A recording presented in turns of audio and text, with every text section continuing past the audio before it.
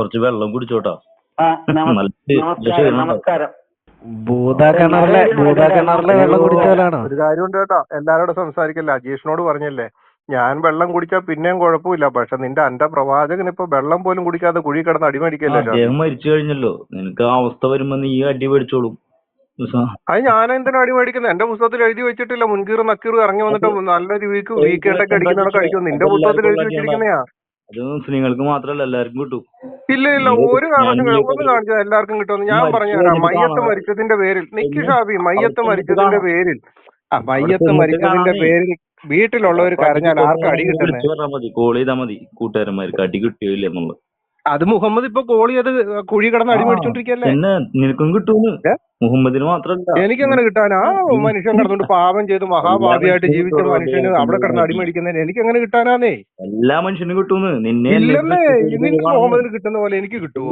മുഹമ്മദ് ചെയ്ത കുട്ടിയ പാപങ്ങളുടെ അത്രയും ഇതായിട്ട് വേറെ ആരെങ്കിലും ഈ ലോകത്ത് പാപം ചെയ്തിട്ടുണ്ടോ? പാപം വേണ്ട, പാപം എന്നല്ല, എല്ലാരും കിട്ടും.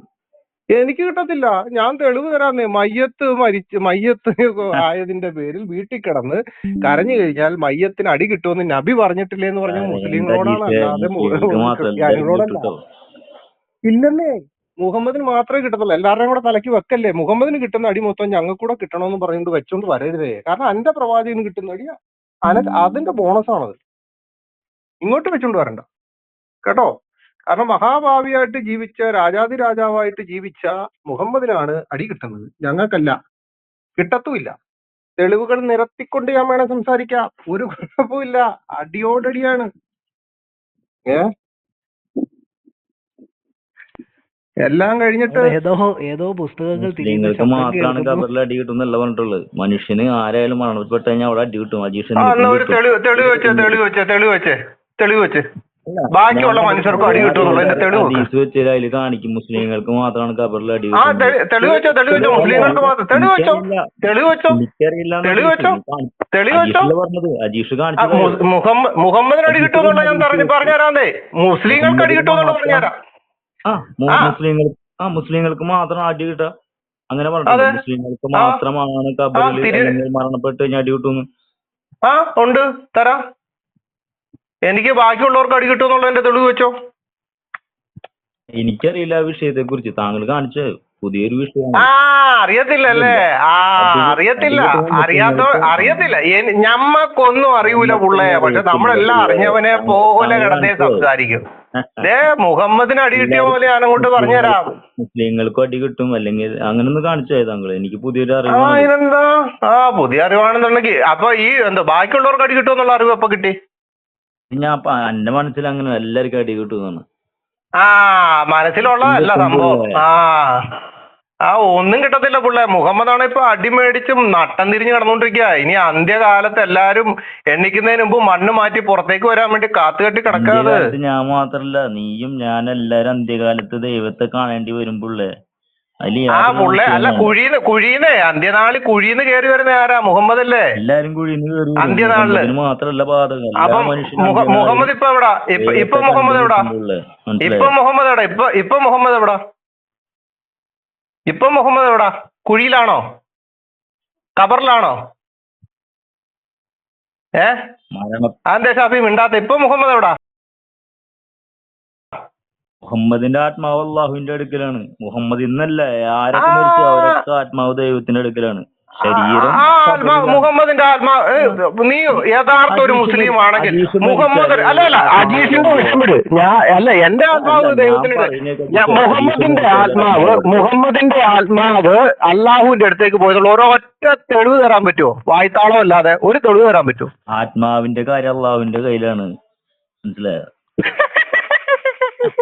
അപ്പൊ മുഹമ്മദ് മണ്ണ് മാറ്റി പുറത്തേക്ക് വരുന്നത് എങ്ങനെയാണ്? ആത്മാവിലാണോ ജഡത്തിലാണോ? ആത്മാവിന് അള്ളാഹു ഇട്ടുകൊടുക്കും മനുഷ്യന്. പിന്നീട് എപ്പോ ഇട്ടുകൊടുക്കും? അവസാന കാലഘട്ടത്തിൽ ഇട്ടുകൊടുക്കും ആത്മാവ്. അതിന്റെ തെളിവുണ്ടോ? തെളിവ് വെച്ചാല് കയ്യിൽ തെളിവ് വെച്ച് നടക്കുന്നില്ലല്ലോ. അതൊക്കെ ചെക്ക് ചെയ്യേണ്ടി വരും. ഇസ്ലാമിക വീക്ഷണത്തില് സഹീഹ് മുസ്ലിം വാല്യം 1 ഭാഗം 11 ഹദീസ് നമ്പർ 16. അബ്ദുള്ള ഉമർ നിവേദനം. ഉമറിന്റെ പേരിൽ ഹബ്സ കരഞ്ഞപ്പോൾ അദ്ദേഹം പറഞ്ഞു, എന്റെ കുഞ്ഞു മകളെ നിർത്ത്, ബന്ധുക്കൾ കരഞ്ഞതിന്റെ പേരിൽ മയ്യത്ത് ശിക്ഷിക്കപ്പെടുമെന്ന് നബി പറഞ്ഞത് നീ അറിഞ്ഞിട്ടില്ലേ? അപ്പൊ ആർക്കുള്ളതാ? ബന്ധുക്കളായിട്ടുള്ളവര്. ഇനി അടുത്തത് ഉമർ നിവേദനം. നബി പറഞ്ഞു, കുടുംബത്തിന്റെയും മറ്റും വിലപിച്ചുള്ള കരച്ചിൽ കാരണം മയ്യത്ത് കബറിൽ വെച്ച് ശിക്ഷിക്കപ്പെടുന്നതാണ്. സ്വഹീഹ് മുസ്ലിം വാല്യം 1 ഭാഗം 11 ഹദീസ് നമ്പർ 17. ഇതേപോലെ തെളിവ് വെച്ച് സംസാരിക്കാൻ ഇവിടെ മുസ്ലിമായിട്ടുള്ള ആത്മാവ് അള്ളാഹു ഇട്ടുകൊടുക്കും മരണപ്പെട്ടതിന് ശേഷം കബറിലേക്ക്. അതിനുള്ളൊരു തെളിവ് വരോ? അതിനല്ല താങ്കൾ ഇപ്പൊ പറഞ്ഞത് ആത്മാവ് എവിടെ കിടക്കുന്നു? ഞാൻ പറഞ്ഞിട്ടില്ലല്ലോ. അവർക്ക് ആ ശിക്ഷ അനുഭവിക്കണമെങ്കിൽ അള്ളാഹു ആ ശിക്ഷ അപ്പൊ അനുഭവിക്കണം. ആത്മാവിനാണോ ശരീരത്തിനാണോ അടി കിട്ടുന്നത്? ആത്മാവിനാണോ ശരീരത്തിനാണോ അടി കിട്ടുന്നത്? ആത്മാവ് കൊടുത്താല ശരീരത്തിന് പിന്നെ ശരീരം കൂടി അടി മേടിക്കേണ്ടി വരില്ല അജീഷ്. അടി കിട്ടാം. ഇപ്പൊ താങ്കളെ ആത്മാവുള്ള ശരീരത്തിനാണല്ലോ അടി കിട്ടുന്നത്, ശരിയല്ലേ? അതേന്ന് അത് ശരിയാണോ? അതെ. അപ്പൊ മുഹമ്മദിന്റെ ആത്മാവുള്ള ശരീരത്തിനല്ലേ ഇപ്പൊ അടി കിട്ടിക്കൊണ്ടിരിക്കുന്നത്? ശരീരം. അപ്പോൾ ഷാഫി അപ്പോൾ ഇപ്പോൾ മുഹമ്മദിന് ആത്മാവുള്ള ശരീരത്തിനല്ലേ അടി കിട്ടിക്കൊണ്ടിരിക്കുന്നത്? മരണപ്പെട്ടവരുടെ ആത്മാവ് അള്ളാഹു ഇട്ട് കൊടുക്കുന്നതാണ്. പിന്നെ അവരെ നമ്മൾ അത് പുള്ളി ഇപ്പൊ എന്താ പറഞ്ഞത്? നിങ്ങൾ എല്ലാരും കേട്ടതാണ്, ആത്മാവുള്ള ശരീരത്തിനാണ് അടി കിട്ടുന്നതെന്ന് പറഞ്ഞ്. ആത്മാവുള്ള ശരീരം ആണോ? അങ്ങനെയാണെന്നുണ്ടെങ്കിൽ ഇപ്പൊ മുഹമ്മദ് കബറിൽ അടി മേടിക്കുകയാണോ അല്ലയോ? അത് പറയാൻ മുഹമ്മദ് ഇപ്പോൾ കബറിൽ അടി മേടിക്കുന്നുണ്ടല്ലോ. അതെന്താ അടി മേടിക്കുന്നു എനിക്ക് പറയാൻ പറ്റത്തില്ല, ഞാൻ കാണുന്നില്ലല്ലോ. മുഹമ്മദ് അടി മേടിക്കുന്നു ഞാൻ തെളിയിച്ചു തരാം. ഏതൊരു മനുഷ്യന് അടി മേടിക്കുന്നത് നമുക്ക് ഏത് സമയത്താണ് അടി മുഹമ്മദ് ഇപ്പൊ അടി മേടിക്കുന്നുണ്ടോ? ആത്മാവുള്ള ശരീരത്തിൽ ഇപ്പൊ അടി മേടിക്കുന്നുണ്ടോ ഇല്ലയോ? ഉണ്ടോ? എനിക്കറിയില്ല ജീഷേ. അപ്പൊ പിന്നെ മുഹമ്മദിന്റെ ആത്മാവ് അങ്ങ് അല്ലാഹുവിന്റെ അടുത്താന്ന് പറഞ്ഞതോ? ആത്മാവ് എല്ലാവരും ആത്മാവ് ദൈവത്തിന്റെ കയ്യിലാണ്. അവന് ഇഷ്ടമുള്ളപ്പോ അവൻ ആത്മാവ് പിടിക്കും. ജഡമായി മാറും. ഞാനായാലും ഈ കള്ളത്തരം പറഞ്ഞിട്ട് പോലെ ഒരു മനുഷ്യനെ മയ്യത്ത് മറവ് ചെയ്തിട്ട് എത്രാമത്തെ സമയത്ത് അല്ല നിയന്ത്രണം നമ്മുടെ ഒന്നു കുഞ്ഞ കിടന്നിട്ട് അറിയാതെ ഷാഫി ഞാൻ ചോദിക്കുന്നതിന് മറുപടി തരൂ ഷാഫി. ഞാൻ ചോദിക്കുന്ന ഒരു മയ്യത്ത് കൊണ്ടുപോയി കബർ അടക്കി കഴിഞ്ഞ് എത്രാമത്തെ സമയം മുതലാണ് അടി തുടങ്ങുന്നത് ഒന്ന് പറഞ്ഞേ. അവന് ചോദ്യം ചെയ്യപ്പെടും. അതായത് കബറാളികൾ അവിടെ നിന്ന് പോയി മനുഷ്യൻ ജഡം വെച്ചിട്ട് ആള് പോയി എത്രയോ സമയത്തിനുള്ളിൽ അയാളെ ചോദ്യം ചെയ്യപ്പെടാൻ അയാൾ ആത്മാവ് തിരിച്ച് അള്ളാഹു കൊടുക്കും. അതിനെന്താ സംശയം? മരണപ്പെട്ട അവളെ ദുനിയാവിന്ന് പോയാൽ അവളുടെ ബർസക്കിയായ ജീവിതത്തിലാണ് അയാൾക്ക് ആത്മാവിനെ കൊടുക്കുന്ന അള്ളാഹു.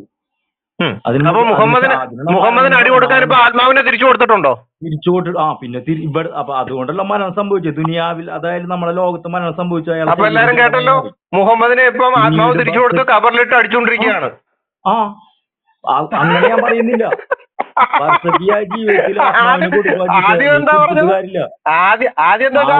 മുഹമ്മദ് നബിക്ക് മാത്രല്ല എല്ലാ മനുഷ്യന്റെ കാര്യമാണ് പറഞ്ഞത്. ഞാൻ ചോദിക്കുന്നത് എനിക്ക് മുഹമ്മദിന്റെ വിവരം അറിഞ്ഞാൽ മുഹമ്മദിനെ ഇപ്പൊ കബറിലിട്ട് അടിക്കുന്നുണ്ടോ? എനിക്കറിയില്ല, ഞാൻ നിന്നോട് പറഞ്ഞില്ലേ.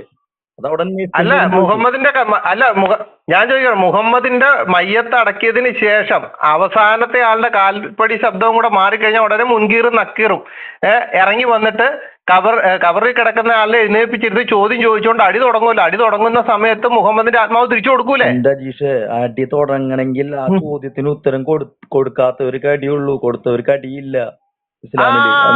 എന്താ ചോദ്യം? അജീഷ് ചോദിച്ചു, അജീഷിനോട് ചോദിച്ചു, അജീഷിന് ഉത്തരം കിട്ടിയില്ല. അജീഷിനെ പഠിക്കുള്ളൂ. ഇപ്പൊ ടീച്ചർ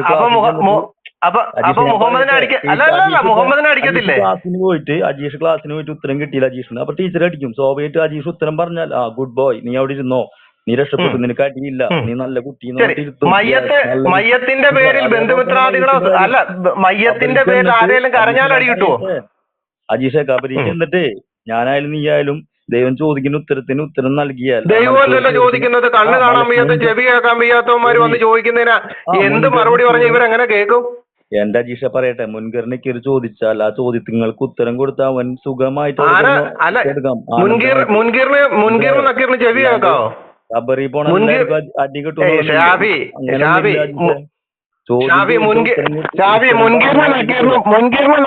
ചെവി കേൾക്കാവോ? അജീഷ അല്ല ഷാഫി, മുൻകീറിനും നക്കീറിനും ചെവി കേൾക്കാവോ?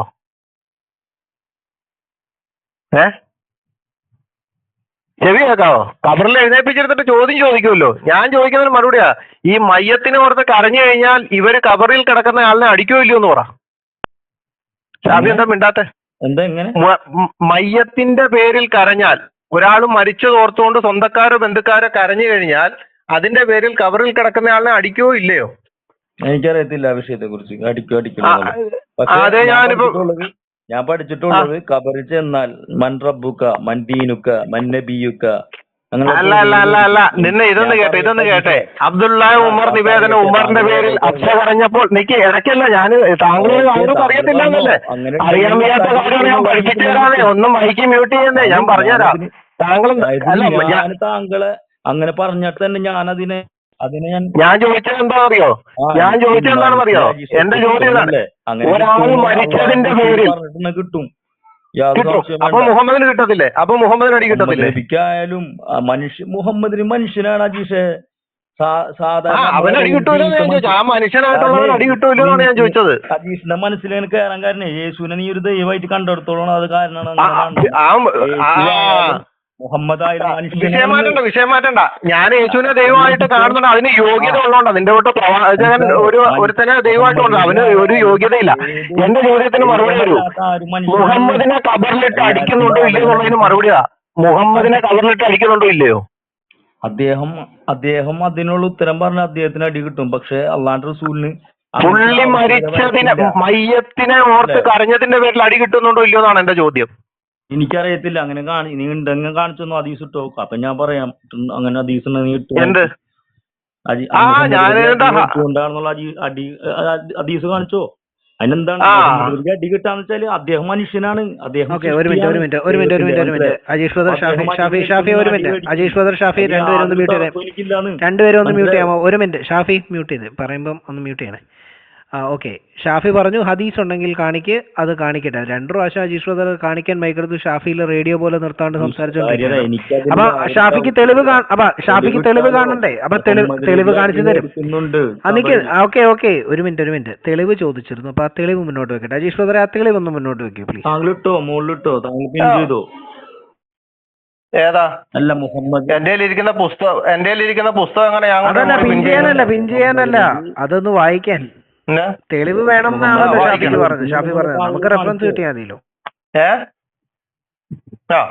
റെഫറൻസ് ഇവര് പറഞ്ഞ ഇതും പ്രകാരം നോക്കുകയാണെന്നുണ്ടെങ്കിൽ കബറിൽ കിടക്കുന്ന ആളിന് എന്ന് വെച്ച് കഴിഞ്ഞാൽ മരിച്ചവരെ ഓർത്ത് കുടുംബത്തിലുള്ളവരോ ആരെങ്കിലും വിലപിച്ചിട്ടുണ്ടെങ്കിൽ മയ്യത്തിനെ കബറിൽ വെച്ച് ശിക്ഷിക്കപ്പെടുമെന്ന് സ്വഹീഹ് മുസ്ലിം വാല്യം 1 ഭാഗം 11 ഹദീസ് നമ്പർ 17 പറയണം. ഉമർ നിവേദനം നബി പറഞ്ഞു, കുടുംബത്തിന്റെ മറ്റും വിലപിച്ചുള്ള കരച്ചിൽ കാരണം മയ്യത്ത് കബറിൽ വെച്ച് ശിക്ഷിക്കപ്പെടുന്നതാണ്.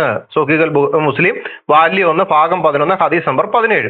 ഇനി അടുത്തത് സ്വഹീഹ് മുസ്ലിം വാല്യം 1 ഭാഗം 11 ഹദീസ് നമ്പർ 18. ഇബ്നു ഉമർ നിവേദനം, ഉമറിന് കടാരി കൊണ്ടുള്ള കുത്തേറ്റ് ബോധരഹിതനായപ്പോൾ അദ്ദേഹത്തിന്റെ കുടുംബാംഗങ്ങളും അവിടെ ഉണ്ടായിരുന്ന മറ്റുള്ളവരും അദ്ദേഹത്തിന്റെ പേരിൽ ഉച്ചത്തിൽ അട്ടഹസിച്ചു കരഞ്ഞു. ബോധം തെളിഞ്ഞപ്പോൾ അദ്ദേഹം പറഞ്ഞു, ജീവിച്ചിരിക്കുന്നവർ കരയുന്നത് നിമിത്തം മയ്യത്ത് ശിക്ഷിക്കപ്പെടുമെന്ന് നബി പറഞ്ഞത് നിങ്ങൾ അറിഞ്ഞിട്ടില്ലേ? ഇനി അടുത്തത് സ്വഹീഹ് മുസ്ലിം വാല്യം 1 ഭാഗം 11 ഹദീസ് നമ്പർ 19. അബൂ ബുർദ തന്റെ പിതാവിൽ നിവേദനം, ഉമറിന് ആപത്ത് ബാധിച്ചപ്പോൾ കുത്തേറ്റപ്പോൾ സുബൈഹ് ഹാ സഹോദര എന്ന് പറഞ്ഞുകൊണ്ട് വിലപിക്കാൻ തുടങ്ങി. അപ്പോൾ ഉമർ അദ്ദേഹത്തോട് പറഞ്ഞു, അല്ലയോ സുഹൈബ്, ജീവിച്ചിരിക്കുന്നവന്റെ കരച്ചിൽ നിമിത്തം മയ്യത്ത് ശിക്ഷിക്കപ്പെടുമെന്ന് നബി പറഞ്ഞത് താങ്കൾക്കറിയില്ലേ? സ്വഹീഹ് മുസ്ലിം വാല്യം 1 ഭാഗം 11 ഹദീസ് നമ്പർ 19. അപ്പോൾ ഇതിൽ നിന്നും നമുക്ക് മനസ്സിലായി എന്ത്? കബറിന്റെ അകത്ത് എന്ന് വെച്ച് കഴിഞ്ഞാൽ ഒരാൾ മരിച്ചു എന്നറിഞ്ഞു കഴിഞ്ഞാൽ ആ മരിച്ചതിന്റെ പേരിൽ കബറിൽ കിടക്കുന്ന കരഞ്ഞതിന്റെ മരിച്ചു അതിന്റെ പേരിൽ ആരെങ്കിലും വീട്ടിലുള്ളവരോ മറ്റുള്ളവരോ കരഞ്ഞു കഴിഞ്ഞാൽ ആ കരഞ്ഞതിന്റെ പേരിൽ എന്ത് ചെയ്യും? കബറിൽ കിടന്ന് അടിമേടിക്കും. അതിന് മുഹമ്മദ് അടിമേടിക്കുന്നുണ്ടോ ഇല്ലയോ എന്നുള്ളതിന്റെ തെളിവ് ഞാൻ തരാം. മുഹമ്മദിന് ശേഷം ഇസ്ലാമിക ലോകത്തെ ഏറ്റവും കൂടുതൽ സ്വാധീനിച്ച ഒരു വ്യക്തിയാണ്. ചില ഇസ്ലാമിക ചരിത്രകാരന്മാർ പറയുന്നത് ഇമാം അൽ ഗസാലി എന്ന് പറയുന്ന അദ്ദേഹത്തിന്റെ ഒരു പുസ്തകമുണ്ട്. ആ പുസ്തകത്തിന്റെ പേരാണ്, അദ്ദേഹം ആകെ 70ഓളം ഗ്രന്ഥങ്ങൾ എഴുതിയിട്ടുണ്ട്. അദ്ദേഹത്തിന്റെ ഏറ്റവും പ്രസിദ്ധമായ പുസ്തകമാണ് ഇഹിയ ഉലുമുദ്ദീൻ.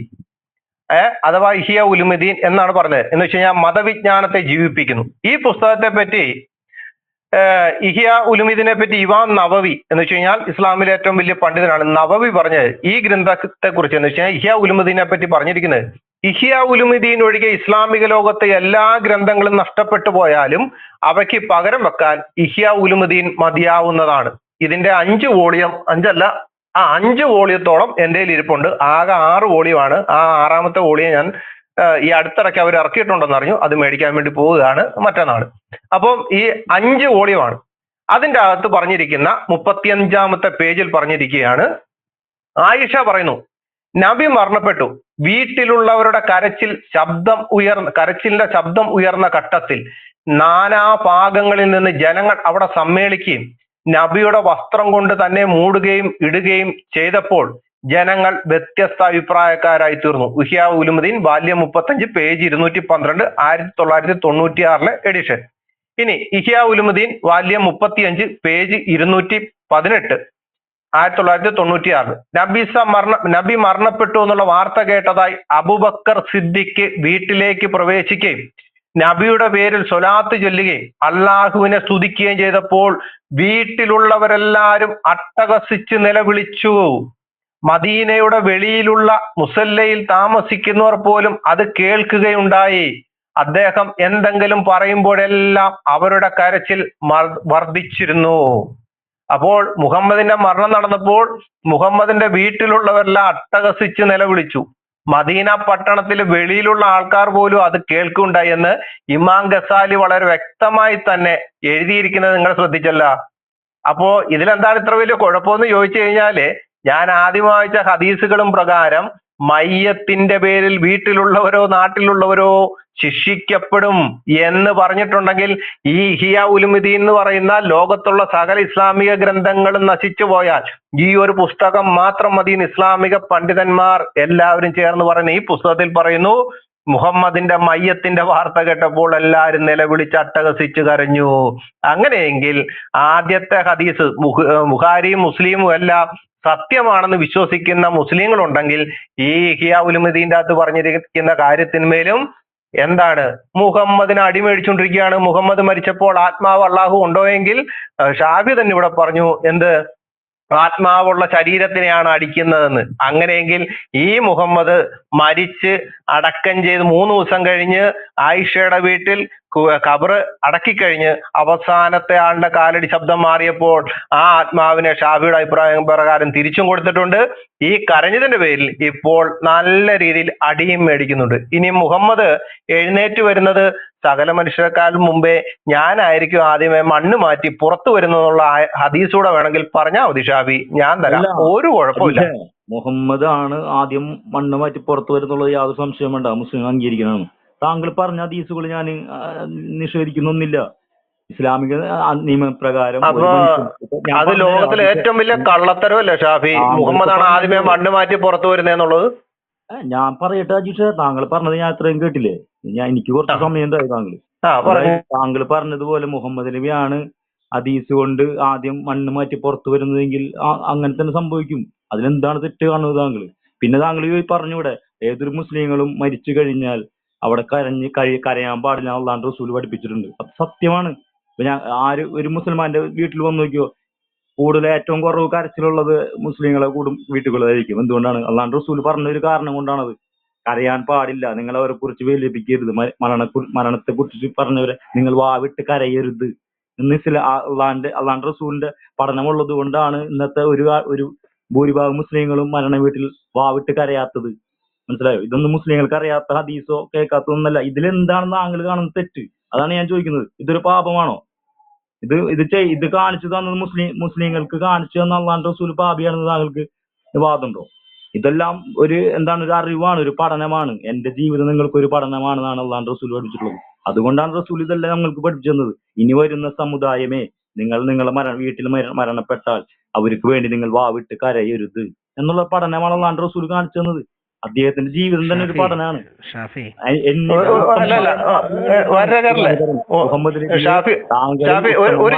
ഒരു ചോദ്യത്തിനോടുള്ള മറുപടി തന്നെ, ഈ ആദം മുതലുള്ള എല്ലാ മനുഷ്യരെക്കാളും മുമ്പേ മുഹമ്മദ് ആയിരിക്കും ആദ്യമേ കുഴിയിൽ നിന്ന് മണ്ണ് മാറ്റി പുറത്തു വരുന്നത്? അല്ല, ഞാൻ എന്റെ പഠനത്തിന്റെ രീതി ശരിയാണ്, അങ്ങനെയാണ്. ആദ്യമായിട്ട്, അതായത് അന്ത്യനാളില് ഇസ്രാഫിൽ റൂഹ് എന്ന കാലത്തിൽ ഊതിയതിനു ശേഷം പുനർജീവിക്കുന്നതിൽ ആദ്യമായിട്ട് പുനർജീവിതം നൽകുന്നത് അള്ളാഹുവിന്റെ റസൂലിനാണെന്നുള്ളൊരു പഠനം ഞാൻ പഠിച്ചിട്ടുണ്ട്. ശരിയാണെങ്കിൽ അങ്ങനെ ആയിരിക്കാം.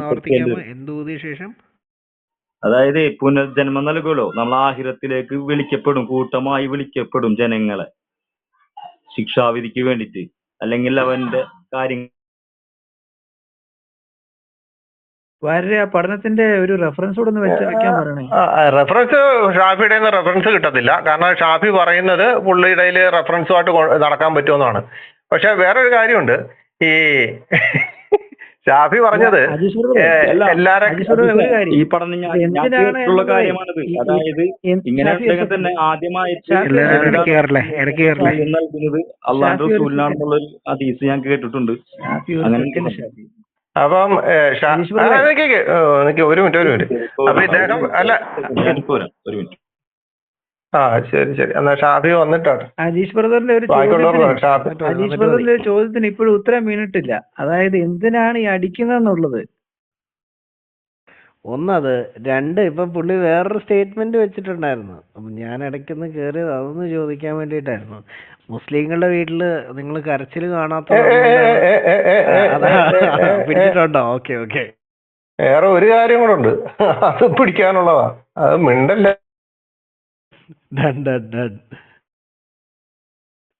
ഇതെന്ന് പറഞ്ഞ ഈ ചെടിക്കകത്ത് കിടന്ന് ഉരുണ്ടിട്ടേ ആ ദേഹത്തോടെല്ലാം അങ്ങോട്ട് വാരി തേക്കുന്നില്ലേ, ആ ഒരു ഫീലാണ്. ഇപ്പൊ വരാന്ന് പറഞ്ഞിട്ട് ചെളി എന്നൊക്കെ പറഞ്ഞാൽ കുറഞ്ഞു പോവും.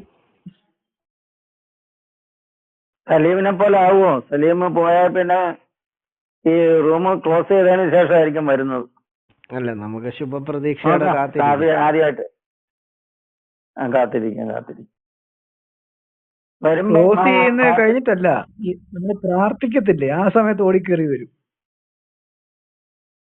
അതുപോലെ വരുമ്പോഴേ ആ തെളിവും കൂടെ മേടിക്കണം. എന്താന്ന് വെച്ച് കഴിഞ്ഞാൽ ഈ എല്ലാവരും അവർദണ്ഡനം കിട്ടുന്നുള്ള തെളിവ്. ഷാഫിയും സലീമൊക്കെ തെളിവ് തരുമോ? ഷാഫി അതിനെ മുൻകൂട്ടി എറിഞ്ഞു കഴിഞ്ഞു. തെളിവും വെച്ചോണ്ട് നടക്കാൻ പറ്റുമോ? സലീം ചോദിക്കുന്നത് അതന്നെ. ഞാൻ എന്നാ എല്ലാത്തിനും തെളിവും കഷ്ടത്തി വെച്ചോണ്ടാണ് നടക്കുന്നത്. സെയിം. അല്ല, ഇവിടെ ഷാഫി പറഞ്ഞ ഒരു വിഷയം നിങ്ങൾക്ക് മനസ്സിലായല്ലോ അല്ലേ? ഷാഫി എന്താ പറഞ്ഞത്? അള്ളാഹു ആദ്യമേ ഞാൻ ചോദിച്ചു മുഹമ്മദിന് അടി മേടിക്കുന്നില്ല, മുഹമ്മദിന്റെ ആത്മാവ് അള്ളാഹുവിന്റെ അടുത്താണ്. ഒന്നുകൂടെ ചോദിച്ചപ്പോഴത്തേന് എന്താ പറഞ്ഞത്? ആത്മാവും ശരീരവും കൂടെ വെച്ചിട്ട് അടിക്കുന്നേന്ന്. അപ്പൊ മുഹമ്മദ് അടി മേടിച്ചോണ്ടിരിക്കുക. അല്ല അജീഷ് ബ്രദർ, അതിന് മുമ്പ് പുള്ളി ഒരു സ്റ്റേറ്റ്മെന്റ് വെച്ചായിരുന്നു. അതെ, മുഹമ്മദ് നബി ഒരു മനുഷ്യനായിരുന്നു, പുള്ളിക്ക് അടി കിട്ടും, അതിനിപ്പോ എന്താ? അതും വെച്ചായിരുന്നു. എന്നിട്ടാ പുള്ളി തിരിച്ചറിഞ്ഞേ മുഹമ്മദിന് അടി കൊള്ളുന്നില്ലെന്ന്. പിന്നെ പറഞ്ഞ നല്ല കൊള്ളുന്നുണ്ട്.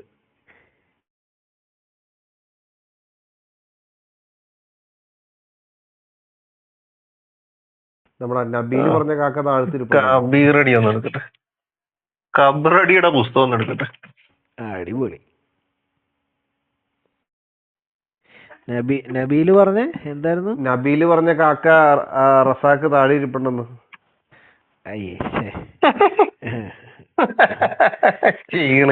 മലമുകളിലെ കാക്ക. അതെ.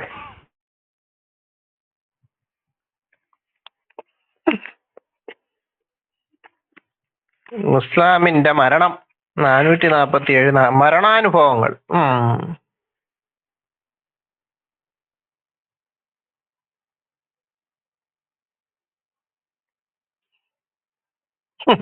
ഇത് കേട്ടോണേ, ആരുണ്ടോ ഇവിടെ? ഞാനൊരു പുസ്തകം വായിക്കാം. മുസ്ലിമിന്റെ ജനനവും ജീവിതവും മുസ്ലിമിന്റെ ജനനം, മരണം, പരലോകം. TVM ഊർക്കടവ് എഴുതിയ പുസ്തകമാണ്. ഊർക്കടവ് കേട്ടോ, ഇന്ത്യയിലൊന്നും ഇല്ലാത്ത സാധനം നമ്മൾ എടുത്തു തരാം. എഡിറ്റർ TP ചെറുപ്പ ഇറക്കിയിരിക്കുന്ന പുസ്തകമാണ്. 1000 കോപ്പി 2015 ഇറക്കി. പുസ്തകത്തിന്റെ 450 രൂപ വിലയാണ്. 2 ബുക്സ് ആണ് ഇറക്കിയിരിക്കുന്നത് കോഴിക്കോട് ഉള്ളതാണ്. അപ്പൊ ആ പുസ്തകത്തിന്റെ മുസ്ലിമിന്റെ ജനനം, ജീവിതം, മരണം, പരലോകം, ഈ പുസ്തകത്തിന്റെ പേജ് നമ്പർ 448, 449. അതിൻ്റെ അകത്ത് പാപികളുടെ റൂഹിനെ പിടിക്കാൻ വേണ്ടി വരികയാണ് കേട്ടോ. പാപികളുടെ റൂഹിനെ പിടിക്കാൻ വരുവാണ്. വായിക്കുകയാണ്. പിന്നീട് അസ്രായിൽ വരുന്നു. നീ ആരാണ്? എന്താണ് ആഗമനോദ്ദേശം? ഞാനാണ് മലക്കുൽ മൗത്ത്. ഐഹിക ലോകത്ത് നിന്ന് നിന്നെ കൊണ്ടുപോകാനാണ് വന്നത്. മക്കളെ അനാഥരാക്കും, ഭാര്യയെ വിധവയാക്കും. നീ ഇഷ്ടമല്ലാത്തവരുടെ പേരിൽ നിന്റെ ധനം ചാർത്തി കൊടുക്കും. നീ നിനക്കോ ആഖിറത്തിനോ ആയി ഒന്നും ചെയ്തില്ല. നിന്റെ ആത്മാവിനെ പിടിക്കുകയാണ്. ഇപ്പോൾ മുഖം പല ഭാഗത്തേക്കും തിരിച്ചു നോക്കും. ഇല്ല, പ്രയോജനമില്ല. ഇതൊരു നാടകം പോലാണ് കേട്ടോ. ഇല്ല, പ്രയോജനമില്ല. നീ നോക്കി നിൽക്കേ, നിന്റെ മാതാപിതാക്കളുടെ റൂഹ് പിടിച്ചത് ഞാനാണ്. നിന്റെ മക്കളുടെ മുമ്പിൽ വെച്ച് നിന്റെ ആത്മാവിനെ പിടികൂടുകയാണ്. നിന്നേക്കാൾ ശക്തരെയും ധനികരെയും ഞാൻ പിടികൂടിയിട്ടുണ്ട്. ധനം പറയും, നീ നിന്റെ ധനം അഗതികൾക്കോ അനാഥകൾക്കോ നൽകിയില്ല. ഇപ്പോഴത് മറ്റുള്ളവരുടെ ഉടമയിലേക്ക് നീങ്ങി. ധനവും സന്താനങ്ങളും ഉപകാരപ്പെടാത്ത ദിവസം എന്നാണ് വിശുദ്ധ ഖുർആനിൽ അള്ളാഹു പറഞ്ഞത്. അത് ഇതാ വരുന്നു.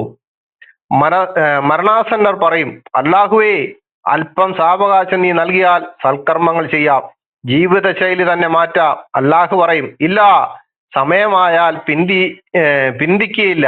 സമയമാകും മുമ്പേ റൂഹിനെ പിടിക്കുകയുമില്ല. പിന്നീട് വിജയികളെ ശുഭകരമാവുകയും പാപികളെ ദയാ അവസ്ഥയിലും ആത്മാവിനെ പിടികൂടുകയായി. എങ്ങനുണ്ട്? അടിപൊളി. അതാണ് സംഭവം. എന്താ അവസ്ഥ?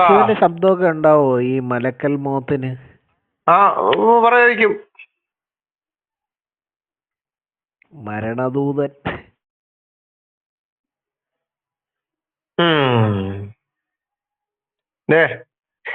ഇത് കേട്ടോണം. മരണം. മുഹമ്മദ് സ്വായുടെ ആഗമനം. പ്രകാശം മരണത്തിന്റെ ബുക്കാണേ. പ്രകാശം കാണുന്നതോടെ ദിശ മനസ്സിലാക്കുകയും ജിബ്രീലും കൂട്ടുകാരായ 3 പേര് അവിടെ ചെല്ലുകയും മുഹമ്മദ് നബി സായെ വിളിക്കുകയും ചെയ്യുന്നു. ക്ഷണം ആവർത്തിക്കുമ്പോൾ ഖബർ പിളരുന്നു. വേണം മ്യൂസിക് കിട്ടോ. തലയിലും താടിയിലും മറ്റുമുള്ള മണ്ണുകൾ തുടച്ച് ഖബറിൽ എഴുന്നേറ്റിരിക്കുന്നു. അബൂബക്കർ സിദ്ദീഖിന്റെയും ഉമറിന്റെയും കൈകളിൽ പിടിച്ചു പുറത്തേക്ക് വരുന്നതാണ്. ആ സമയം ബിലാൽ മുആദിൻ ബാങ്ക് വിളിക്കുന്നതുമാണ്. അള്ളാഹുവിന്റെ അടുക്കൽ എത്തുകയും സംസാരിക്കുകയും ചെയ്യുന്നു. തന്റെ സമുദായത്തെ സംബന്ധിച്ച് അന്വേഷിച്ചപ്പോഴാണ് കാഹളത്തിന്റെ അവസാനത്തെ ഊത്ത് നടന്നിട്ടില്ല എന്ന് നബി അറിയുന്നത്. മനസ്സിലായോ? എല്ലാം ഊത്ത് കഴിഞ്ഞ് എഴുന്നേറ്റെന്ന് പറഞ്ഞുകൊണ്ടാണ് പോണത്. പുള്ളി ഇവിടുന്നേ എല്ലാരും ഊത്ത് കഴിഞ്ഞ് എഴുന്നേറ്റെന്ന് പറഞ്ഞിട്ട് അവിടെ ചെല്ലുന്നത്. അവിടെ ചെല്ലുമ്പോഴത്തേന് ബാങ്ക് വിളി കഴിഞ്ഞപ്പോഴത്തേന് ബിലാല് ബാങ്ക് വിളി കഴിഞ്ഞപ്പോ അള്ളാഹുവിന്റെ അടുക്കൽ എത്തുകയും സംസാരിക്കുകയും ചെയ്യുന്നു. തന്റെ സമുദായങ്ങളെ സംബന്ധിച്ച് അന്വേഷിച്ചപ്പോഴാണ് കാഹളത്തിലെ അവസാനത്തെ ഊത്ത് നടന്നില്ല എന്ന് നബി അറിയുന്നതെന്ന്. ഹദീസിന്റെ അകത്ത് പറയുന്നത് അറിയാം, അവസാനത്തെ കാഹളം ഊതുമ്പോൾ ഞാനായിരിക്കും മണ്ണ് മാറ്റി പുറത്തു വരുന്നേന്ന്. പണിപാളി. ഞാൻ എഴുതിയ പുസ്തകമല്ല കേട്ടോ, ചിരി എന്റേതാണ്. പുസ്തകം എന്റെ അല്ല. മുസ്ലിമിന്റെ ജനനവും ജീവിതവും മരണവും പരലോകം ഈ പറയുന്ന പുസ്തകത്തിലാണ്. ഇനി അടുത്തത് നോക്കട്ടെ. ഊത്തുകൾ. പേജിന്റെ പേരാ കേട്ടോ, ഊത്തുകൾ. അല്ലാതെ ഞാൻ എഴുതിയതല്ല, പുസ്തകത്തിന്റെ 450-ാമത്തെ പേജിൽ എഴുതി വെച്ചിരിക്കുന്നതാണ് ഊത്തുകൾ. ലോകാവസാനം അടുക്കുമ്പോൾ കാഹളത്തിൽ 2 പ്രാവശ്യമാണ് ഊത്തുണ്ടാവുക. ഒന്ന് മരിക്കാനും മറ്റേത് പുനർജന്മത്തിനും. ഇതാണ് പൊതുവെ ജനം മനസ്സിലാക്കിയത്. എന്നാൽ 3 പ്രാവശ്യം ഇതുണ്ടാവുമെന്ന് പണ്ഡിത വൃത്തങ്ങൾ വ്യക്തമാക്കുന്നു. അവിടെ അഭിപ്രായ വ്യത്യാസം. പ്രസിദ്ധമായ 2 ഊത്തും ഉണ്ടാകുന്നതിന് മുമ്പാണ് ഒന്ന് നടക്കുകയത്രേ. ഊത്തല്ലാതൊരു പരിപാടിയില്ല കേട്ടോ പുള്ളേ. 1 വർഷത്തോളം ഇത് ദീർഘിപ്പിക്കും. ഇത് 1 വർഷത്തിൽ കുറഞ്ഞ ഊത്ത് പരിപാടിയൊന്നുമില്ല കേട്ടോ സഹോദരന്മാരെ. മറ്റേത് 1 വർഷത്തും എന്താണ് സ്വർഗത്തില് അംഗം പെട്ടാണ് 1 വർഷം. ഇവിടെ 1 വർഷം നിർത്താതെ അങ്ങനെ ഊതും. ഭാര്യ മറ്റേ കീബോർഡ് വെച്ചിട്ടേ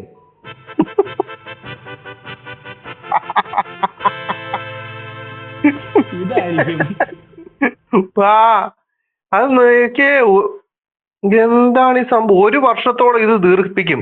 നേരിയ ഒരു കാറ്റായി തുടങ്ങുന്നു, പിന്നീട് ശക്തി പ്രാപിച്ചുകൊണ്ടേയിരിക്കും.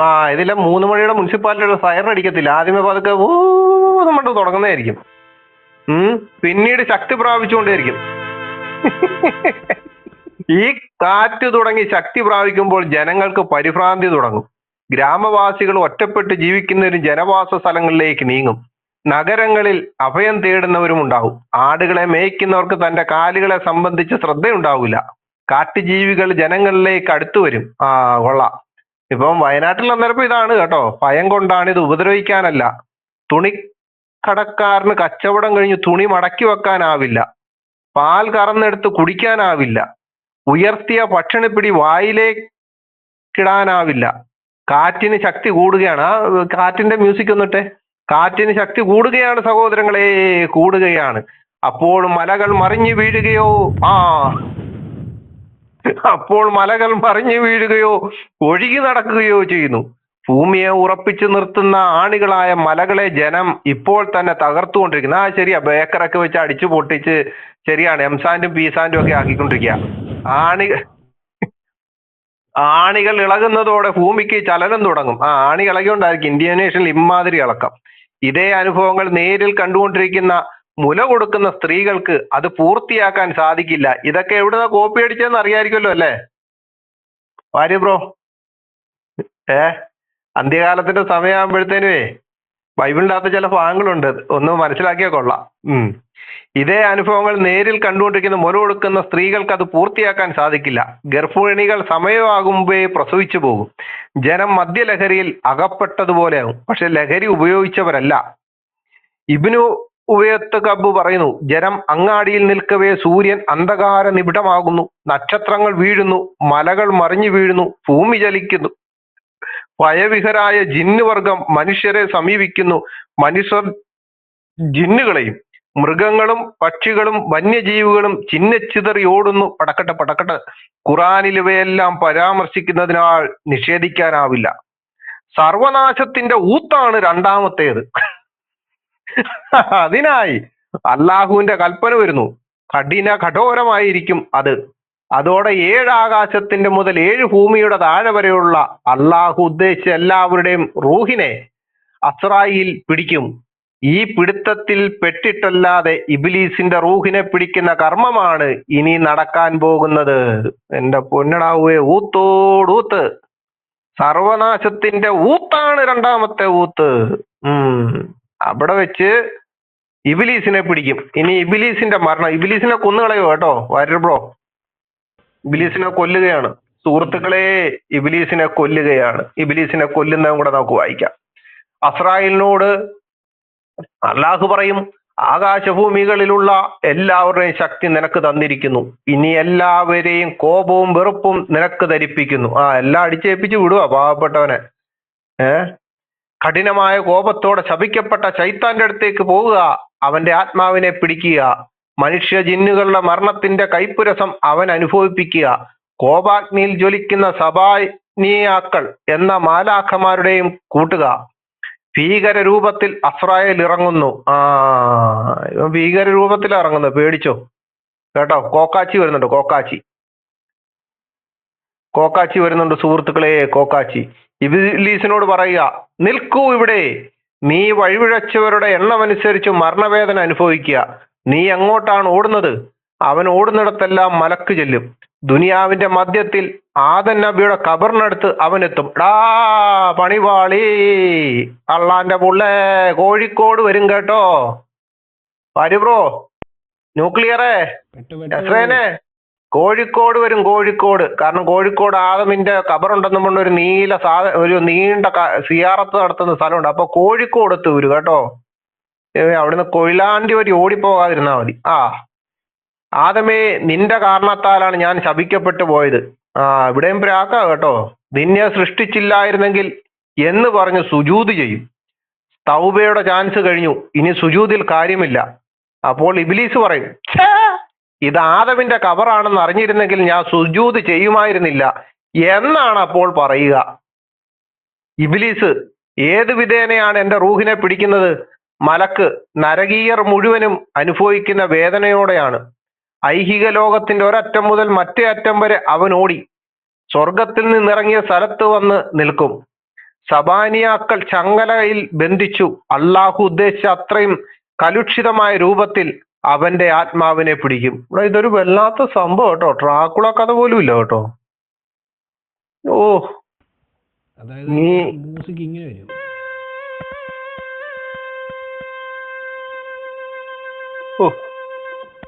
എന്റെ പൊന്നെ, ഇത് വല്ലാത്തൊരു സംഭവമാണല്ലോ. ഇനി അടുത്തത് ഈ അള്ളാഹുവിന്റെ പണിക്കാരുണ്ടല്ലോ അസ്രായേല്, എല്ലാവരുടെയും റൂഹിനെ പിടിക്കാൻ നടന്ന ആ പുള്ളിയും കൊല്ലും. അസ്രായേലിന്റെ മരണം. പിന്നീട് ബാക്കിയുള്ള മലായിക്കത്തുകളെയും റൂഹിനെയും പിടിക്കപ്പെടും. അവസാനം അസ്രായേലിന്റെ റൂഹിനെ അള്ളാഹു പിടിക്കുന്നു. അത്ര നേരം പണിയെടുത്തവനെ കൊന്നുകളയും കേട്ടോ. തത്സമയം ഉണ്ടാകുന്ന ശബ്ദം ആകാശഭൂമിയിലുള്ളവർ മരിച്ചു പോകാവുന്നത്രയും ഭയാനകമാണ്. ഇതേ അവസ്ഥയിൽ 40 വർഷം നീണ്ടു നിൽക്കും. ആകാശലോകത്തോട് അള്ളാഹു ചോദിക്കും, ആർക്കാണ് രാജകീയ അധികാരം? മറുപടി ഉണ്ടാവൂല. ഭൂമി ലോകത്തോട് ചോദിക്കും, പക്ഷെ മറുപടി പറയാൻ ആരുമില്ല. അള്ളാഹു തന്നെ പറയും, ഏകനായ അള്ളാഹുലാണ് പരമാധികാരം. ഭൂമിയിലുള്ള സകല മനുഷ്യരെയും കൊന്നു തള്ളിക്കഴിഞ്ഞിട്ട് ഭൂമിയോട് ഭൂമി പിന്നെ ചോദിക്കും, ആർക്കാ അധികാരം എന്ന് വെച്ചാൽ ഭൂമിയിൽ ആരേലും ഉണ്ടോ അള്ളാഹുവേ? ഇത് ഏത് സാധനം വലിച്ചിട്ടാണോ ഇതൊക്കെ എഴുതി വെച്ചത്? അതോടുകൂടി ഭൂമിയുടെ ഗതിമാറ്റം നടക്കും. തുടർന്ന് ആകാശ ഭൂമികളുടെ ഘടനയിൽ പുതിയ രൂപം നൽകുന്നു. നാം അറിഞ്ഞ ഭൂമിയല്ലത്, കുന്നുകളോ കുഴികളോ ഇല്ലാത്ത നിരപ്പായ ഭൂമി. അർച്ചിന്റെ താഴെ നിന്നും ഒരു ജലം വർഷിക്കുന്നു. മൂത്രമൊഴിക്കുന്നതാണോ ആർക്കറിയാം.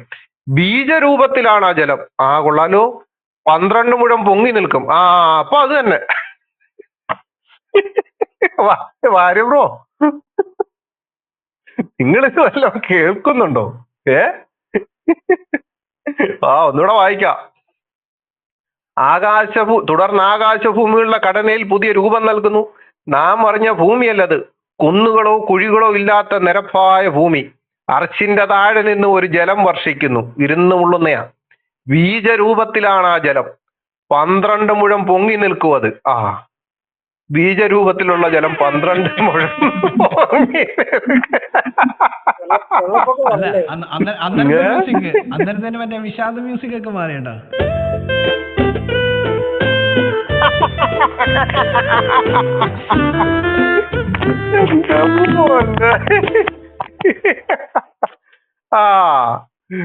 മായിൽ ഹയാത്ത് എന്നാണ് ജലത്തിന്റെ പേര്. ആദ്യാവസാനം മരിച്ചുപോയ ശരീരങ്ങൾ പൂർവ്വരൂപം പ്രാപിക്കുന്നതാണ്. ചാരമാക്കി വെള്ളത്തിലൊഴിക്കിയതും കാറ്റിൽ പറത്തിയതും മണ്ണായി ദ്രവിച്ചു പോയതുമെല്ലാം മരിക്കുമ്പോൾ അവസ്ഥ പ്രാപിക്കും. കുട്ടികൾ കുട്ടികളായും പ്രായമുള്ളവർ അതേ രൂപത്തിലുമാവും. അവകൾക്ക് അപ്പോൾ ആത്മാവുകൾ തിരിച്ചു വന്നിട്ടില്ല. ആത്മാവ് വന്നിട്ടില്ല പിന്നെ എങ്ങനെ ജീവിക്കും? വല്ലാത്ത അവസ്ഥയാണ് കേട്ടോ. ഇനി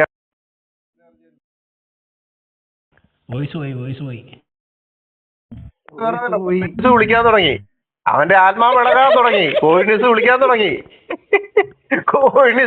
തുടങ്ങി. ഇതീ വിളിക്കവൻ, കോഴി നീ വിളിക്കൂ. അപ്പം ഇവന്റെ ജലം എവിടുന്ന? അർച്ചിന്റെ അടിയിൽ നിന്നാണ്. അപ്പൊ ഭൂമിയിലുള്ള മുഴുവനും കോഴിനീസ് വിളിച്ചുകൊണ്ടിരിക്കുകയാണ് സുഹൃത്തുക്കളെ. കോഴിനീസ് വിളിച്ചുകൊണ്ടിരിക്കുകയാണ്. എല്ലാവരും ഒരു ചെറിയ സെക്കൻഡ് ബ്രേക്ക് എടുക്കണം. കോഴിനീസ് വിളിച്ചുകൊണ്ടിരിക്കുകയാണ്. ഒറ്റ ബ്രേക്ക്.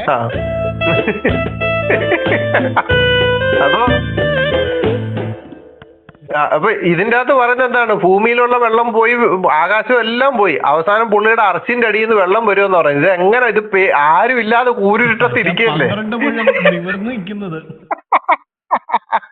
അതല്ല, പുള്ളി ഒറ്റക്കിരുന്നേ കൂരിട്ടല്ലേ മൊത്തം. ഒറ്റക്കിരുന്ന് പേടിച്ചിട്ടങ്ങാണ്ട് മൂത്രം ഒഴിക്കും. അപ്പൊ പുള്ളിയുടെ തന്നെയാണ് സാധനം അല്ലേ? പിന്നെ വേറെ അർച്ചിന്റെ താഴെ നിന്ന് ഒരു ജലം വർഷിക്കുന്നു. അർച്ചെന്ന് വെച്ചാൽ സിംഹാസനത്തിന്റെ താഴെ. അതിന്റെ അടിയിൽ നിന്ന് വെള്ളം വരും. പുള്ളി ഒറ്റക്കിരുന്ന് കൂരിട്ടിന്റെ അകത്തിരുന്ന് പേടിച്ച് മൂത്രം ഒഴിച്ചു. എന്നായിരിക്കാം അതിൻ്റെ ഇത്. ആ ജലം 12 മുഴം പൊങ്ങി നിൽക്കുമെന്ന്. അപ്പം പേടിച്ച് മൂത്രം ഒഴിച്ചതല്ല, ഇരുട്ടിന്റെ മറയത്ത് വേറെ എന്തൊക്കെയോ ആണ്. വേറെ ബീജരൂപത്തിലാണ് ആ ജലം വരുന്നത് കേട്ടോ. അപ്പൊ വേറെ എന്തോ ഇടപാടാ. അർച്ചിന്റെ കീഴിലെ ജലമല്ല അത്. അള്ളാഹു പുരുഷന്റെ ശുക്ലം പോലെ ജലം പുറപ്പെടുവിക്കുമെന്നാ. അത് എന്താന്ന് പറഞ്ഞാൽ ഈ പുള്ളി തന്നെയല്ലേ മലയാളത്തിനകത്ത് ട്രാൻസ്ലേറ്റ് ചെയ്തില്ല, അത്രേ ഉള്ളൂ കാര്യം. പുരുഷന്റെ ശുക്ലം മനുഷ്യന്റെ ജലം പുറപ്പെടുവിക്കും. എന്റെ പൊന്നടവേ, ആരുമില്ല ഭൂമിയിലും സ്വർഗത്തിലൊന്നും ഒരു മനുഷ്യല്ല. ഈ മനുഷ്യൻ മാത്രമുള്ള അവിടെ. ആ മനുഷ്യന്റെ അർച്ചിന്റെ അടിയിൽ നിന്നാണ് ഈ വെള്ളം. അതും ബീജരൂപത്തിലാണ് ആ ജലം. 12 മുഴം പൊങ്ങി നിൽക്കും. മനസ്സിലായോ? ഇപ്പം മനസ്സിലായോ? ബീജരൂപത്തിൽ എന്ന് പറഞ്ഞു. അതിപ്പോഴാണ് നസ്രാൻ കേട്ടോ. ഞാൻ എപ്പോഴേ പറഞ്ഞു കഴിഞ്ഞു. അല്ല ഈ കോഴിനിസു എന്നെ ഫോണിൽ വിളിച്ചുകൊണ്ടിരിക്കുകയാണ് സുഹൃത്തുക്കളെ. കോഴിനിസു ക്ലിക്കായേ ഈ പുള്ളിയുടെ അർഷിനടിയിൽ ഒരു കോഴി ഉണ്ടെന്നൊരു സാധനം ഇല്ലായിരുന്നോ? അല്ല ഈ ബീജരൂപത്തിൽ ശുക്ലം പുറപ്പെടുവിക്കണമെങ്കിൽ അള്ളാഹുവിന് സുനോഗ്രാഫി വേണ്ടായോ? വേണം. അറിയാമായിരിക്കും. മിയാമിയോടൊന്ന് ചോദിച്ചേ. എന്താ അവസ്ഥ? തുടർന്ന് ആകാശഭൂമികളുടെ ഘടനയിൽ പുതിയ രൂപം നൽകുന്നു. നാം അറിഞ്ഞ ഭൂമിയല്ലത്, കുന്നുകളോ കുഴികളോ ഇല്ലാത്ത നിരപ്പായ ഭൂമി. അർച്ചിന്റെ താഴെ നിന്ന് ഒരു ജലം വർഷിക്കുന്നു.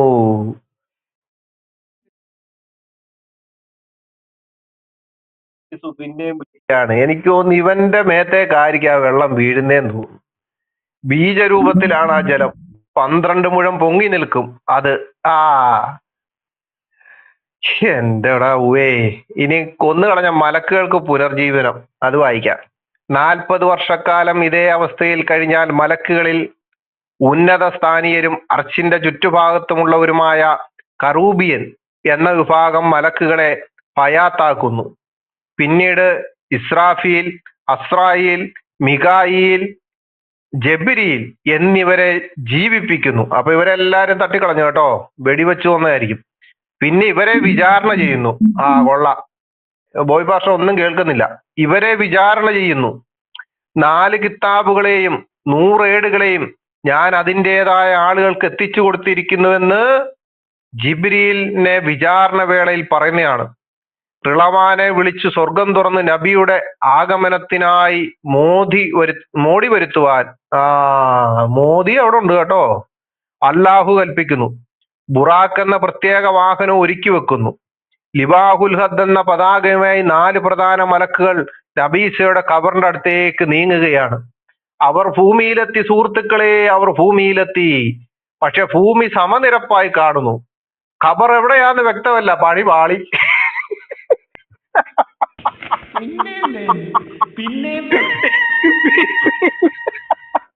പണിവാളി. മുഹമ്മദിന്റെ ഖബർ നോക്കി വന്നപ്പോ ഭൂമി സമനിരപ്പായി പോയി. എന്റെ ക്രിസ്റ്റീനെ എന്നാ സാരമായി പൊങ്ങി വരുന്നത്. ഇതെന്താ അറിയോ? മുഹമ്മദിനെ വിളിക്കാൻ വേണ്ടി മലക്കുകളുടെ കൊടിയും കൊടുത്ത് വിട്ടിരിക്കുക. ലിവാഹുൽ ഹദ് എന്ന പതാകയുമായി 4 മലക്കൾ നബീസയുടെ ഖബറിന്റെ അടുത്തേക്ക് നീങ്ങുകയാണ്. അവർ ഭൂമിയിലെത്തി. പക്ഷെ ഭൂമി സമനിരപ്പായി കാണുന്നു. ഖബർ എവിടെയാണെന്ന് വ്യക്തമല്ല. ജബ്രീൽ വിളിച്ചു പറയുന്നു, ദുനിയാവേ, മുത്തുനബിയുടെ ഖബർ എവിടെ? എന്നെ ഇടിച്ചു നിരത്തിയതിനാൽ എവിടെയെന്ന് അറിയുന്നില്ല. അപ്പോൾ നബിയുടെ ഖബറിന്റെ നേരെ മേലോട്ട് ഒരു പ്രകാശസ്തൂപം മേലോട്ട് ഉയരുകയാകും. ഇപ്പൊ ക്രിസ്ത്യൻ ഇട്ട സാധനം ശരിയാണ് കേട്ടോ, മണ്ണ് മാറ്റി പുറത്തു വരും. ഇനി മുഹമ്മദിന്റെ ആഗമനം ഞാൻ നേരത്തെ വായിച്ചാണ്. ഖബറിൽ നിന്ന് എഴുന്നേറ്റ് പോവുകയാണ്. പ്രകാശം കാണുന്നതിലൂടെ ദിശ മനസ്സിലാവുകയും ജിബ്രീലും കൂട്ടുകാരായ 3 പേര് അവിടെ ചെല്ലുകയും മുഹമ്മദ് നബീസയെ വിളിക്കുകയും ചെയ്യുന്നു. ക്ഷണം ആവർത്തിക്കുമ്പോൾ ഖബർ പിളരുന്നു. തലയിലും താടിയിലും മറ്റുമുള്ള മണ്ണുകൾ തുടച്ച് ഖബറിൽ എഴുന്നേറ്റിരിക്കുന്നു. കട്ടൻ ചായ കൊടുക്കുമെന്ന് ആർക്കറിയാം. അബൂബക്കർ സിദ്ദീഖിന്റെയും ഉമറിന്റെയും കൈകളിൽ പിടിച്ചു പുറത്തേക്ക് വരുന്നതാണ്. ആ സമയം ബിലാൽ മുആദിന്റെ ബാങ്ക് വിളിക്കുന്നതുമാണ്. അല്ലാഹുവിന്റെ അടുക്കൽ എത്തുകയും സംസാരിക്കുകയും ചെയ്യുന്നു. ഇനിയാണ് കോമഡി. തന്റെ സമുദായങ്ങളെ സംബന്ധിച്ച് അന്വേഷിച്ചപ്പോഴാണ് കാഹളത്തിന്റെ അവസാനത്തെ ഊത്ത് നടന്നിട്ടില്ല എന്ന് നബി അറിയുന്നത്. മനുഷ്യൻ അവിടെ കാണും കിടന്ന് ഉറങ്ങി സുഖമായിട്ട് അടിയും മേടിച്ച് അവിടെ കിടന്നേരെ. അല്ല, ഈ പുള്ളി എണ്ണീറ്റ് അവിടെ ചെന്നാൽ ഈ കോഴിനിസൂനെ പോലുള്ളവരെ പറ്റി വേണ്ടേ പറയാൻ? അത് പറയാതിരിക്കാൻ വേണ്ടിയുള്ള പണിയാണിത്. എന്താ കാലം പുസ്തകം നാളുകൾക്ക് ശേഷം ഒന്നുകൂടെ ഒന്ന് വെറുതെ വായിച്ചു.